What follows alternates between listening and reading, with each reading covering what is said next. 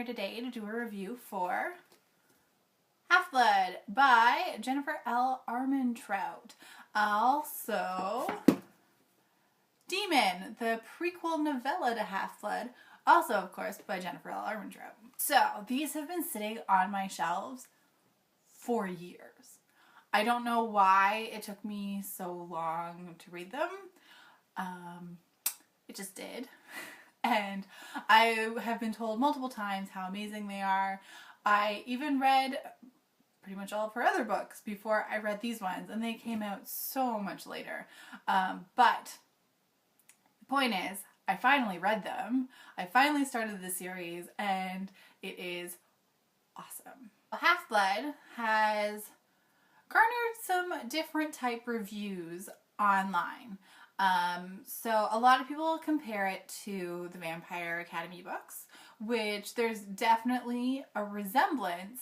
However, once you get beyond the surface stuff, it takes it in a completely different direction. So as similar as they are still very, very different. The Covenant series is about Alexandria, who's a 17-year-old half-blood, hence, you know, the title for the first book makes sense.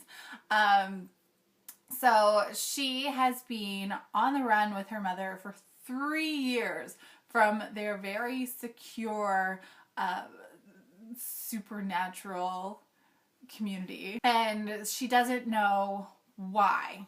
So this is where the novella Daimon picks up, and then it's of course continued straight away with Half-Blood, which is why I'm reviewing them together, because they're pretty much the same thing. Yeah, it just goes one into the other. But anyway, so you're dealing in Half-Blood with Alex trying to figure out why her mother pulled her away from her school, which is like a training ground for the Half-Bloods to become either guards or sentinels, because you don't want the ulterior, which is being given mind-numbing drugs to make you into a servant. Yeah, fun, huh? So the entirety of Half-Blood basically is leading up to the grand conclusion as to why Alex's mother left in the first place. She's also dealing with the death of her mother, which happens in the novella, and kind of regaining her life a bit within the Half-Blood and the Full-Blood community and within the Covenant itself. So she's dealing with a lot of stuff. Of course, no book would be complete without a heartbreaking type romance. And I think this is where a lot of people are also making the comparisons to the Vampire Academy. Because while Alex is a Half-Blood, her love interest... Oh my god, I am so bad with names. What the hell is his name? Is it Aiden? I remember Seth. Aiden, there we go. Her love interest, Aiden, is a full-blood, so he is descended from the Greek gods, whereas Alex is only half descended from the Greek gods. Yeah. If you ask me, it's more like Percy Jackson meets Vampire Academy meets something else. So I really like this novel. To be completely honest, the main reason I actually started reading it is because I used one of my Audible credits. Say hi to Sophie. I used one of my Audible credits to get it, so I was able to start the audiobook. Are you staring at yourself? Can you get out of the way, please?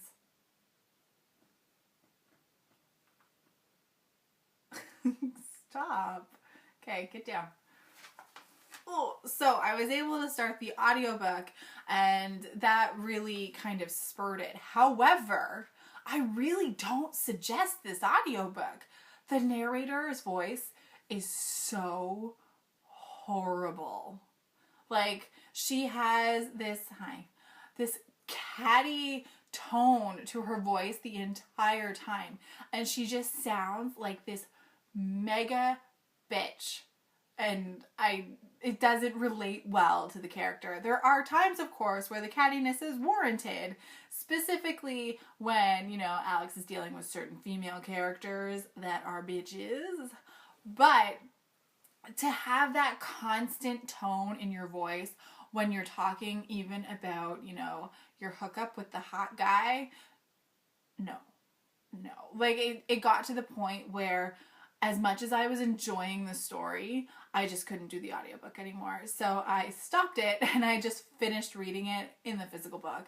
And I really don't think I'm going to get any of the audiobooks for the rest of the series because it's the same narrator and no, I can't deal at all. On the bright side, actually reading the book, it actually goes faster than the audiobook anyway, because the audiobook was pretty lengthy. And I mean, as big as the book is, like, it's not your average trade paperback size. It's more like hardcover size. It's not that overly thick. And the print's not that tiny either. So it's a quick read once you're actually, you know, reading it. Another part of this book that Alex is really dealing with is the emergence of the Apollyon, which in later books, of course, does become more of a focus because, not to give any spoilers, but it does become a big part of Alex's life. The Apollyon's name is Seth, and surprisingly, I think he was the only character in the audiobook I really did like the way that he was voiced. He had like an Eastern European type accent, but it suited him really well because he's a really awesome snarky character, at least in this book. We'll see how he becomes in other books. There's hinting with his character and his storyline to a bit of a love triangle with Alex and Aiden later down the line. I don't see it ending well, but you never know. We'll kind of see how that goes, how it plays out. I'm really excited to find out from his storyline specifically where the rest of the book is going to go. It's his storyline is such an integral part, I think, in later books, that it really does make it so that you need to read more to find out exactly what happens. So I would suggest this book to anyone who did really enjoy the Percy Jackson or the Vampire Academy books, because there are strong similarities to both, because you're dealing with the Greek gods and their offspring, as well as a super secret school and rich people and, you know, forbidden romance and blood-sucking evil people. Okay, so there are a lot of comparisons to Vampire Academy, but I didn't find that while I was reading it, I was like mentally comparing one to the other. All in all, I think this is more of a book for an older teen or an older reader in general. There are some almost, and by are, I mean there is one almost sex scene. I have a feeling in the later books it's going to get a little more hot and heavy, but it also, I mean, there's a lot of violence and gory stuff and blood, so a younger reader might not necessarily enjoy it quite as much. That being said, if you think you can handle it, definitely give it a shot. But in my opinion, 14 plus, 15 plus, yeah. You have to be a teenager, at least, in high school. So I recently saw on Instagram, I think it was, no, I lie. I recently saw on Twitter from booknerd.ca, Booknerd Canada, Giselle, that they are re-releasing these books with new covers. I don't know how well you can see it, but they are two different colors. Whoops, that's backwards. So Daimon is green, Half-Blood is purple, and all of the following books in the series are different colors. I love their covers, but it is really nice with the white ones. They keep the color, but the background then becomes white as opposed to the corresponding color of the flower. Are you staring at yourself? Yeah, I thought so. Can you just sit down? We'll have to see if I need to rebuy these in the white covers.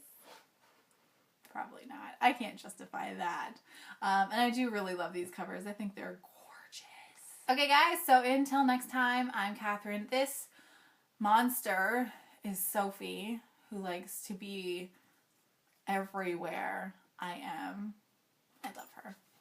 And she also likes seeing herself on camera, apparently. So until next time, happy reading, and let's get the discussion started. Do you guys like this series? Do you like the following books? I did just order the last book from Amazon to complete my collection, so when I get to reading them, I actually have it. Yeah. Happy reading, guys.